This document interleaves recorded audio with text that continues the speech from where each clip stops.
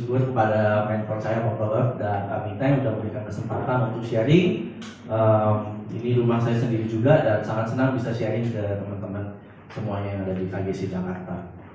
Nah, akan lama sharingnya ya karena saya juga nggak tahu harus ngomong apa kalau lama-lama ya. Jadi singkat pada jelas saja dan saya akan berbagi sedikit pengalaman-pengalaman kehidupan juga dari sharing yang akan saya sampaikan. Oke, jadi karena kita bulan ini temanya movement, jadi saya beri title untuk sharing saya pada pagi hari ini adalah movement and not monument. Ya, next.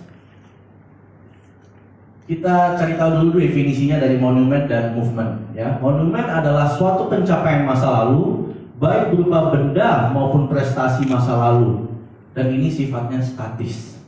Sedangkan movement adalah kebangkitan untuk perjuangan atau perbaikan dan sifatnya dinamis. Tentunya kita semua umat Tuhan tidak mau hanya sekedar menjadi monumen. Kita mau untuk menjadi movement di mana kita terus bergerak untuk kemuliaan nama Tuhan. Amin. Walaupun di tengah pandemi yang sudah berbulan-bulan kita jalani sekitar 7 bulan, tapi bukan berarti alasan untuk kita stop bergerak bagi kemuliaan nama Tuhan. Oke, saya kasih gambar di sini monumen kita di Jakarta yang paling terkenal yaitu ada Monas. Ya, kita buka dulu. Kita hari ini mau belajar dari Paulus. Ya, bagaimana semangatnya menghadapi cobaan, badai, dia tetap semangat untuk mengabarkan Injil. Ya, kita buka Alkitab kita di 2 Korintus 11 ayat 23 sampai 27.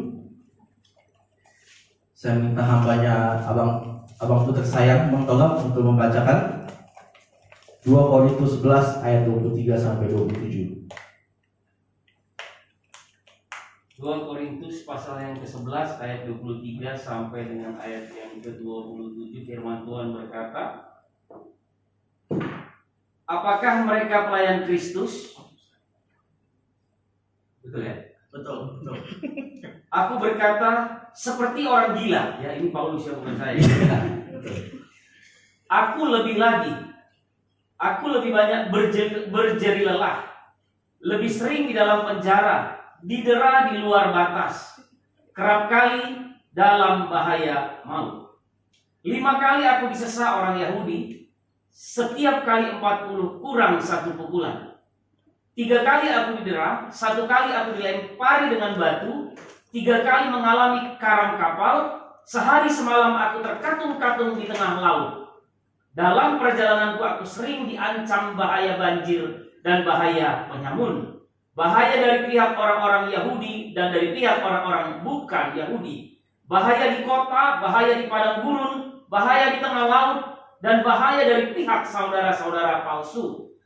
Aku banyak berjeri lelah dan bekerja berat. Kerap kali aku tidak tidur. Aku lapar dan dahaga. Kerap kali aku berpuasa, kedinginan, dan tanpa pakaian. Amin. Terima kasih Bang Togap.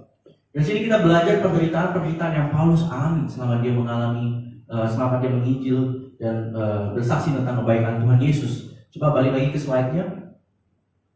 Ya, ke slide PowerPoint saya. Saya sudah rangkumkan dari ayat yang barusan kita baca ini, penderitaan-penderitaan yang dialami oleh Paulus, ya, dari kitab 2 Korintus yang kita baca ini. Balik ke slide.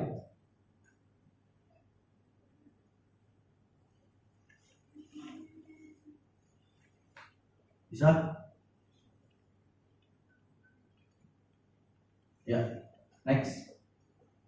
Lebih sering di dalam penjara, nomor 1. Next. 5 kali disesah dan tiap kali sesahan 39 pukulan. Disesah itu ditinju ya Bang ya, dipukulin ya Bang ya. Next. 3 kali didera. Next. Klik aja terus ya. 1 kali dilempari batu. 3 kali karang kapal. Sehari semalam terkatung-katung di tengah laut. Bayangin, sudah kayak di film-film ya. Diancam bahaya banjir dan bahaya penyamun. Bahaya dari pihak orang-orang Yahudi dan bukan Yahudi. Bahaya di kota, di padang gurun, di tengah laut. Bahaya dari pihak saudara-saudara palsu. Dan yang terakhir, kerap tidak tidur. Ini pencobaan-pencobaan yang Paulus alami, tapi Paulus tidak berhenti untuk mengabarkan berita Injil Kristus Yesus. Kita belajar dari Paulus pagi ini apa yang membuat dia sehingga begitu semangat untuk menjalani pergerakan ini, untuk stay dalam movementnya Tuhan, ya. Dan saya juga penasaran, kok bisa Paulus ini semangat banget gitu dan nggak berhenti. Saya bayangin diri saya kalau mengalami terkatung-katung di tengah laut gitu ya. udah takut sendiri dimakan ikan hiu atau ikan paus, kita nggak tahu ya. Tapi Paulus terus tetap semangat mengabarkan Injil Tuhan. Next, kita belajar sama-sama. Poin pertama yang saya bilang adalah know your why. Paulus di sini sangat mengerti alasan apa dibalik semuanya pengorbanan dia, sehingga ia tidak jadi lelah mengabarkan Kristus Yesus. Terkadang why, mengapa kita melakukan sesuatu itu lebih penting daripada bagaimana kita melakukan sesuatu. Tiap dari kita memiliki panggilan-panggilan dari Kristus Yesus. Tiap daripada diri kita memiliki goal, alasan kenapa kita mau mencapai sebuah titik tersebut. Ya. And second point, your why, mengapa itu akan membuat kamu terus termotivasi untuk melakukan hal-hal yang kamu memang ingin lakukan dari awal. Dan yang ketiga, your why, alasan mengapa kamu akan membuat kamu terus berdiri di tengah musim hidupmu. Ya. Jadi penting sekali temukan apa itu your why. Mengapa? Mengapa saya pergi ke gereja tiap minggu? Mengapa saya melayani Tuhan? Mengapa saya bekerja? Ketika Anda temukan alasan itu atau your passion, apapun yang Anda lakukan walaupun dengan berjuang, itu semua tidak akan sia-sia. Karena suatu saat Anda tahu Anda sudah berjalan dalam destiny Tuhan dan dalam alasan tersebut. Ya, next. Ini alasannya Paulus. Mengapa dia tidak menyerah? Kita baca sama-sama dalam 2 Timotius 4 ayat 5 sampai 8. Tapi kuasailah dirimu dalam segala hal, sabarlah menderita. Lakukanlah pekerjaan pemberita Injil dan tunaikanlah tugas pelayananmu. Mengenai diriku, darahku sudah mulai dicurahkan sebagai persembahan dan saat kematianku sudah dekat. Aku telah mengakhiri pertandingan yang baik. Aku telah mencapai garis akhir dan aku telah memelihara iman. Sekarang telah tersedia bagiku mahkota kebenaran yang akan dikaruniakan kepadaku oleh Tuhan. Garis bawah yang akan dikaruniakan ya. Hakim yang adil pada harinya. Tetapi bukan hanya kepadaku, melainkan juga kepada semua orang yang merindukan kedatangannya. Di sini sama-sama kita baca bahwa Paulus, dia sudah tahu alasannya kenapa dia melakukan ini semua, karena dia jauh di sana dia sudah melihat mahkota kebenaran yang telah tersedia bagi dia.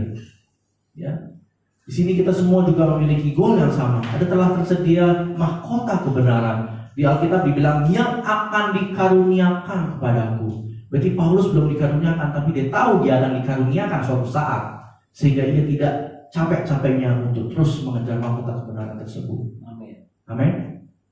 Amin. Kok ada aminnya ya? Next, supaya nggak nervous gitu ya. Nah, saya mau sharing sedikit ya mengenai panggilan dan mengenai know your why, gitu kan. Saya sekarang bekerja di Bandung, bukan di Bandungnya sih, lebih tepatnya di kota namanya Cicalengka. Itu 1,5 jam dari Bandung. Jadi bukan Bandung yang selama ini kita nonton di YouTube atau lihat di berita-berita yang banyak hiburannya, tapi sebenarnya saya tinggal di desa, ya, di kampung yang sangat kecil gitu. Bahkan saya kalau di kamar saya juga tinggal di dalam pabrik. Kita tempat saya bekerja, kita memproduksi benang yang terbuat dari bahan recycle material. Jadi sisa-sisa kain kaos kami olah menjadi benang, lalu kami ekspor gitu. Bahkan dari kamar saya bisa melihat desa dan sawah gitu. Jadi tiap hari saya bisa mendengar suara bebek, suara ayam gitu kan. Jauh banget. Teman-teman bilang, kok lo mau sih kerja di sana?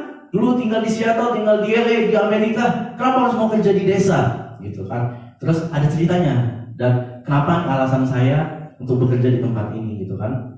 Jadi ini foto, kurang lebih semua udah tahu kesaksian saya nggak perlu ceritain lagi. Tapi saya lulus Master of Business Administration di Los Angeles di sekolah namanya Biola University. Sekolah ini sekolah private ya, sekolah Kristen ya. Jadi setelah saya lulus dari S1 dari Seattle, saya ingin belajar bisnis yang dari biblical perspective, dan makanya saya masuk di Biola University ini.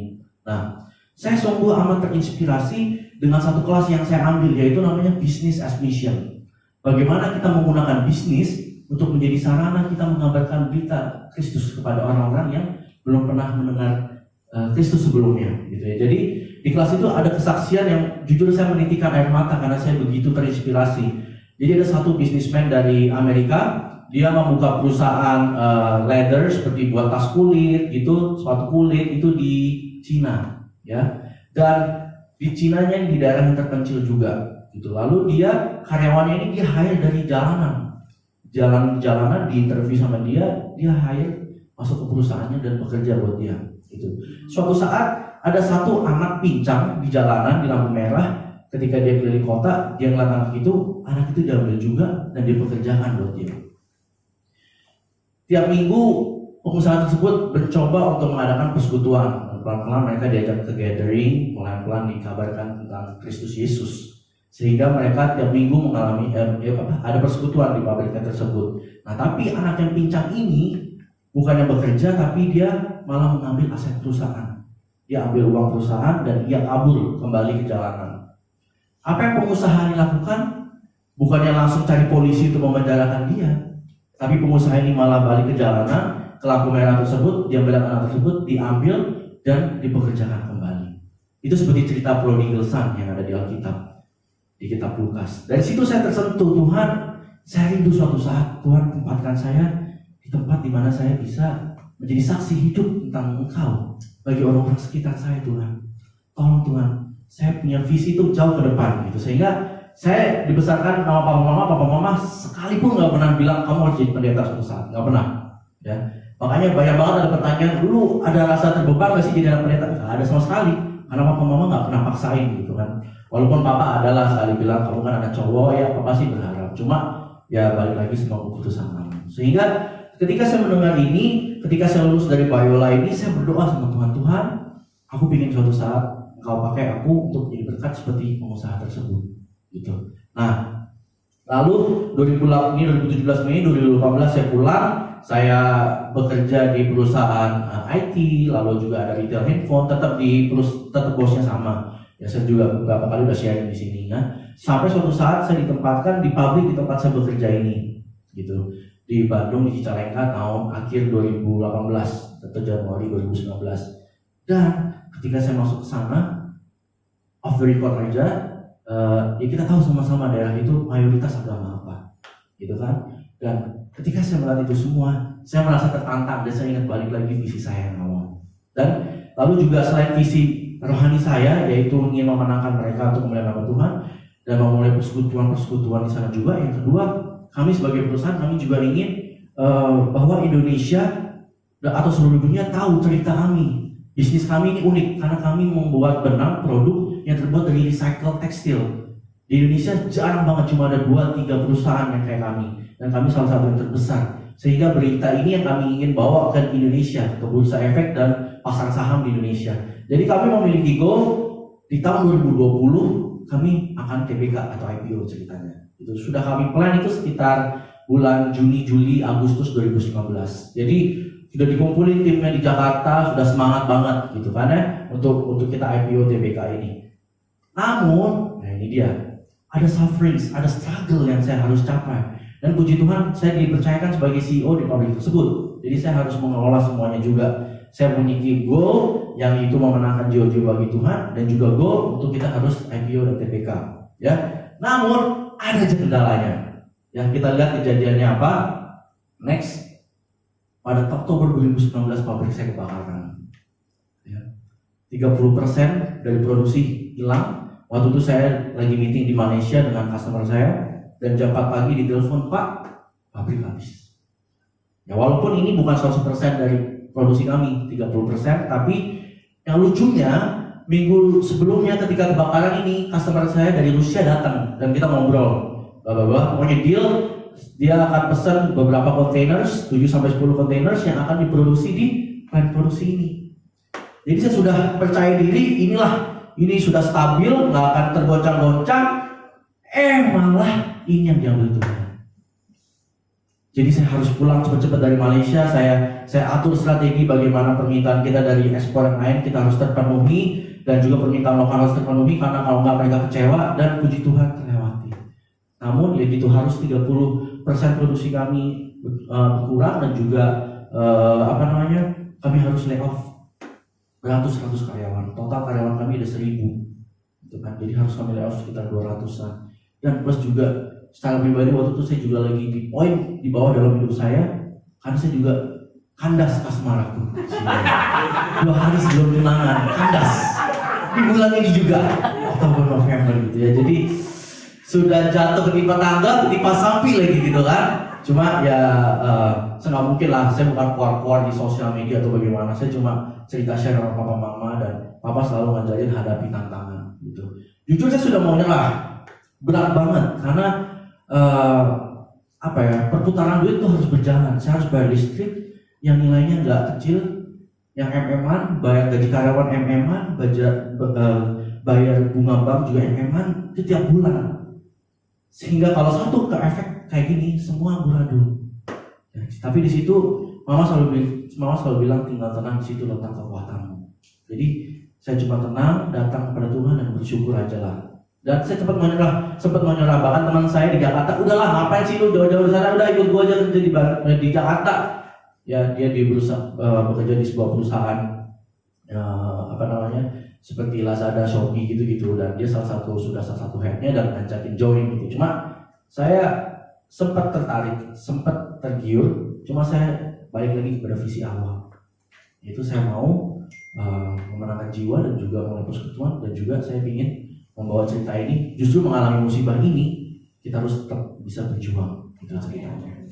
Nah next, jadi tunggu balik lagi sebelumnya, balik lagi ya. Jadi ini Oktober 2019 ya, sudahlah akhirnya kita mutar strategi gimana segala macam. November, Desember, Januari, Februari, Maret, nah tahu sendiri apa yang terjadi, corona ya. Waduh, stres lagi. Ini sudah selangkah untuk kita menjadi IPO, tiba-tiba ada musibah ini, corona ya. Dimana saya sudah produksi benang, beberapa kontainer sudah dikirim ke Bangladesh, ke Malaysia, ke Rusia, tapi semua customer bilang kita di lockdown, kamu nggak bisa kirim barang. Jadi duit semua di situ yang harusnya bisa jadi duit, cuma jadi barang mati gitu. Jadi saya juga stres banget dan harus juga terpaksa produksi kita turunkan lagi 50% dan harus lay off juga beberapa orang gitu. Tapi dan juga itu udah mau menyerah, tapi saya ingat kembali visi saya ingat kembali lagi panggilan saya, sehingga next pada bulan April 2020 akhirnya kami resmi IPO dan TBK, dan senangnya lagi saya sudah bisa mulai persekutuan dengan teman-teman. Walaupun hanya sekitar 3-5 orang, tapi di situ menguatkan sekali. Ya, jadi ketahuilah di dalam diri kalian masing-masing apa itu panggilan yang Tuhan sediakan, apa itu panggilan, apa yang ingin kamu capai di dalam hidup kamu. Ya, ketika kamu tidak menyerah, ketika kamu terus berjuang, Tuhan pasti dengar kok, dan Tuhan pasti kasih. Next, ya, plan on how to execute your why. Jadi mulailah dari sekarang membuat perencanaan-perencanaan untuk mengeksekusi bagaimana kita bisa mencapai tujuan kita, ya, dan kita bisa break it down into goals, ya. Goal-goal apa yang ingin kita capai? Goal hari ini, goal minggu ini, goal bulan ini, goal 3 bulan ke depan, goal untuk tahun ini apa?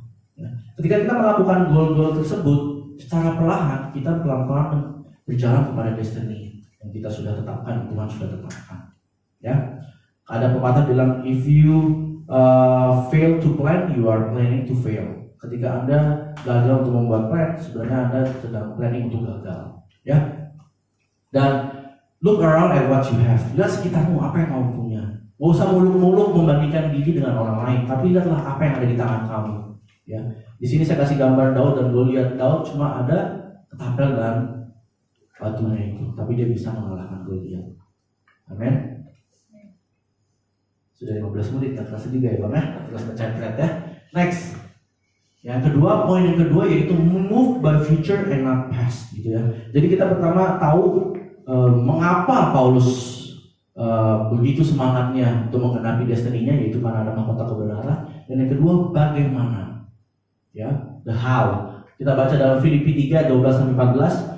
Bukan seolah-olah aku telah memperoleh hal ini atau telah sempurna, melainkan aku mengejarnya. Kalau aku dapat juga menangkapnya, karena aku pun telah ditangkap oleh Kristus Yesus. Saudara-saudara, aku sendiri tidak menganggap bahwa aku telah menangkapnya, tapi ini aku lakukan, aku melupakan apa yang telah di belakangku, mengarahkan diri kepada apa yang di hadapanku, dan berlari-lari kepada tujuan untuk memperoleh hadiah, itu panggilan surgawi dari Allah dalam Kristus Yesus. Saya mau ucapkan di sini ada 3 poin, yaitu pertama, melupakan, balik lagi. Yang kedua, mengarahkan, dan yang ketiga, berlari-lari. Ya, Di sini dibilang berlari-lari, berarti benar-benar kencang larinya ya, nggak pelan gitu. Nah, 3 poin ini penting saudara, melupakan, mengarahkan, dan berlari-lari. Anda tidak bisa menghilangkan salah satu poin dari 3 poin ini. Ya, next. Kalau kita mengarahkan diri kita dan kita berlari, tapi kita tidak melupakan apa yang telah di belakang kita kayak lari di tempat atau cuma jogging, ya. Jadi bayangin aja kalau misalnya kita lagi mau lari, tapi mau di belakang terus, mana mungkin kita bisa cepat, ya kan? Itu akan mengurangi speed kita untuk maju cepat. Contohnya seperti siapa di sini? Yaitu seperti istrinya Lot. Ketika dia harusnya lari, tapi dia nggak melupakan Sodom Gomora, dia lihat ke belakang malah jadi tiang garam. Kalau Anda melupakan yang dia telah di belakangmu dan Anda berlari, tapi Anda tidak mengarahkan, Anda akan lumpuh. Seperti siapa? Samson, ya kan? Dia memiliki talenta yang luar biasa dari Tuhan, ya kan? Dia berlari begitu kencang, tapi dia nggak tahu mau kemana. Sehingga suatu saat dia ditangkap oleh orang Filistin dan dimanfaatkan. Ya. Dan yang terakhir, kalau Anda melupakan dan Anda mengarahkan diri, tapi Anda tidak berlari, Anda sama aja menjadi monumen. Anda cuma stuck di satu tempat, Anda tidak melangkah. Makanya daripada kita ajak pada pagi hari ini, saya ajak pagi hari ini kita melupakan yang telah lalu, mengarahkan diri kepada apa yang di hadapan kita dan berlari-lari kepada tujuan. Amin. Amin. Next. Dan poin yang terakhir yaitu apa yang ketika kita berlari-lari dalam panggilan Tuhan, apa yang seringkali membuat kita terhalang, yaitu ketakutan, anxiety atau worries. Ya, kita baca dalam Filipi 4 ayat 6-7. Janganlah hendaknya kamu khawatir tentang apapun juga, tetapi nyatakanlah dalam segala hal keinginanmu kepada Allah dalam doa dan permohonan dengan ucapan syukur. Damai sejahtera Allah yang melampaui segala akal akan memelihara hati dan pikiranmu dalam Kristus Yesus. Amin. Next. Ya. Ketika kita ada tekanan yang begitu dalam hidup kita, ketika kita ada masalah, kita datang kepada Tuhan, kita doa, tapi jangan lupa juga ditutupi dengan ucapan syukur. Terkadang Tuhan sudah kayak mesin ATM, kita cuma doa, minta, tapi nggak ada ucapan syukur. Ya. Terkadang Tuhan langsung kasih, kamu juga terkadang Tuhan harus tunggu. Tapi ada satu jawaban yang dari Tuhan yang pasti, yaitu damai sejahtera. Yang tadi kita baca, ya kan? Ketika saya mengalami masalah tadi yang saya share, ya jujur, karena corona ini begitu berat, saya harus sempat mengalami, saudara, di mana saya terbangun lebih tepatnya jam 6 pagi di bulan Mei Juni kemarin ketika Lebaran, dan saya ditelepon sama kepala produksi saya, Pak, karyawan nggak ada yang mau masuk, ada demo di depan. Kenapa? Karena memang kami sungguh berat sehingga kami harus THR, kami harus cicil kan, karena begitu berat, dan juga perusahaan lain juga sama. Dan karyawan itu banyak jumlahnya pada nggak mau kerja. Jadi asiknya lagi tidur, kami minta telepon kayak gitu. Dan jujur manusiawi saya juga takut, bagaimana nih kalau bawa parang, bawa apa, gimana nih kan. Jadi yang saya lakukan cuma ini, yang saya ikut dengan Alkitab katakan, saya doa dan saya ucapkan syukur. Dan saat di situ Tuhan memberikan damai sejahtera yang begitu luar biasa, sehingga saya mampu menghadapi karyawan-karyawan tersebut dan kita bernegosiasi dengan baik dan akhirnya lancar. Saya sering mengalami mujizat-mujizat seperti ini, saudara, ya kan? Mungkin Bapak sering sharing bagaimana Tuhan saya bisa lulus kuliah segala macam mujizat, tapi di tempat kerja juga saya sempat mengalami di mana kayak nggak tahu lagi bagaimana untuk bayar karyawan karena cash flow-nya kami susah karena corona. Tapi pas hari H ada customer yang kelebihan bayar, sehingga duitnya bisa kami pakai lagi untuk menggaji karyawan tersebut. Ada aja cara Tuhan. Yang penting kita lakukan bagian kita, yaitu kita ucapkan doa dan ucapkan syukur kepada Tuhan. Amin. Next. Ya, jadi untuk mengesimpulan sharing saya pada pagi hari ini, tahuilah alasan kenapa kamu hidup. Tahuilah tujuan yang Tuhan berikan padamu, yaitu pertama mahkota kebenaran, tentunya bagi setiap daripada kita. Namun saya percaya setiap daripada kita punya panggilan yang unik juga masing-masing. Entah itu di pelayanan, di tempat kerja, cari itu. Dan yang kedua, how kita lupakan, kita mengarahkan diri dan kita berlari untuk masa depan kita. Dan yang ketiga, apa itu yang menghalangi kita? Kadang ketakutan, kadang kegelisahan, namun kita tahu kita naikkan ucapan syukur dan kita berdoa kepada Tuhan. Kapan? kita harus lakukan ini semua, sekaranglah waktunya. Jangan kita menunda-nunda. Dan di mana? Di segala aspek dalam kehidupan kita. Amin. Amin. Saya undang tim Praise and Worship untuk maju lagi ke depan. Saya udahin sharing saya. Cepat ya Bang ya, nggak nyampe setengah jam. Cuma saya berharap bisa memberkati kalian semua. Amin. Kita berdiri sama-sama dan kita sama-sama berdoa.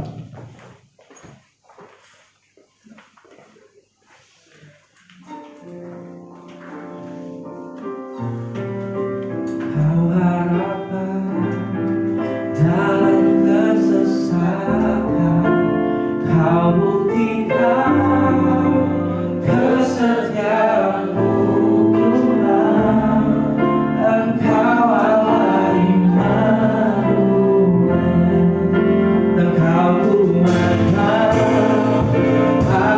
berharap. Kau harapan dalam kesesakan, kau buktikan kesetiaanmu Tuhan. Engkau Allah Immanuel, kau Tuhan aku berharap. Kau harapan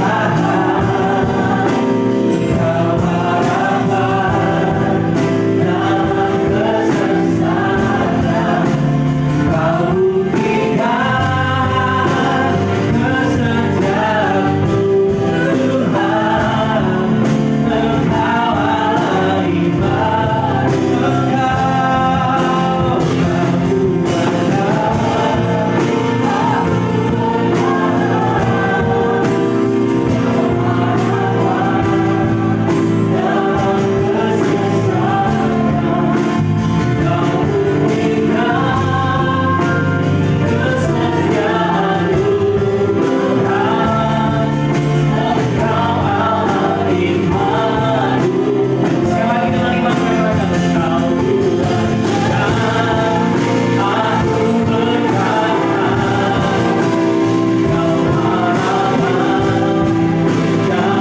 kesesakan, kau buktikan kesetiaanmu Tuhan.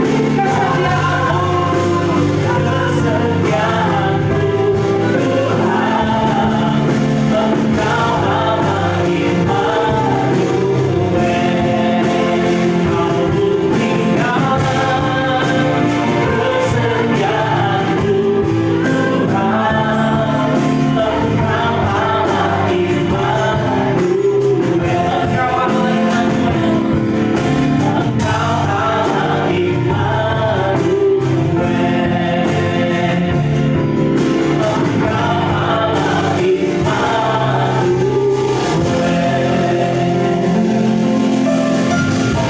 Kami percaya bahwa Immanuel, Allah menyertai kami. Kami percaya Engkau Allah yang senantiasa memberikan kepada setiap kami pribadi lepas pribadi apa yang menjadi calling dan panggilan kami secara pribadi, Tuhan. Dan kami percaya di bulan-bulan movement ini, di mana gereja kami mencanangkan sebuah kegerakan yang luar biasa terjadi atas umat Tuhan di seluruh negeri ini. Kami percaya tiap-tiap pribadi kami mengalami hal yang besar daripada Tuhan. Kami percaya ini waktunya bergulirnya pergerakan demi pergerakan, sehingga kami mendapati hidup kami bukan hanya mengalami sebuah momentum saja yang menjadi monumen, tetapi kami mengalami pergerakan yang luar biasa. Kami percaya ini waktunya kami membawa jiwa-jiwa lebih banyak lagi datang kepada Tuhan. Kami percaya waktu kami belajar dari Rasul Paulus, apapun boleh kami alami dalam kehidupan kami. Kami didera, kami mengalami digoncangkan oleh ombak lautan, kami mengalami kesulitan-kesulitan, kami mengalami banyak perkara-perkara yang di luar kemampuan kami. Engkau Allah Immanuel yang menyertai kami, Tuhan. Itu sebabnya Tuhan, hari ini kami mau datang kepada Engkau. Kami percaya bahwa setiap kami mengerti kembali apa yang menjadi panggilan hidup kami. Lebih dari apapun, mahkota kebenaran yang Kau siapkan kepada kami, itulah yang kami tuju pada hidup kami ini, Tuhan. Terima kasih Bapa di sorga untuk hamba-Mu yang sudah menyampaikan kebenaran firman. Kami percaya bahwa hikmat kemurahan Tuhan ada atas hidupnya. Kami percaya kebenaran Tuhan ada atas hidupnya. dan dia dipakai Tuhan khususnya di tempat dia bekerja. Kami percaya dia menjadi saksi Tuhan. Ada ribuan orang yang digembalakan oleh hidup daripada hamba-Mu ini. Kami percaya nama Tuhan ditinggikan di pabrik, di tempat dia bekerja. Nama Tuhan ditinggikan di atas segala-galanya. Dan dari tempat yang sederhana, dari desa yang kecil yang disaksikan, kami percaya akan sampai ke bangsa-bangsa bahwa Yesus adalah Tuhan dan Raja yang hidup, yang gagah perkasa, yang membawa setiap orang-orang percaya kepada kemuliaan dan kemurahan-Nya. Berkati semua yang diinginkan oleh hatinya, biar kiranya selaras dengan keinginan hati Tuhan sendiri. Terima kasih Bapa di sorga untuk kami yang sudah mendengarkan firman. Kami tahu dan kami percaya pada akhirnya dimintakan dan dituntut kepada kami untuk kami menjadi saksi Tuhan yang hidup pada hari-hari terakhir ini ya Tuhan. Terima kasih Bapa di sorga. Kami mengucap syukur, kami percaya yang lemah sudah dikuatkan, yang bimbang sudah diteguhkan, bahkan yang sakit sudah disembuhkan. Dalam berkat nama Tuhan Yesus, kami mengucap syukur untuk hamba-Mu dan kami mengucap syukur untuk kebenaran firman-Mu. Haleluya. Setiap kita yang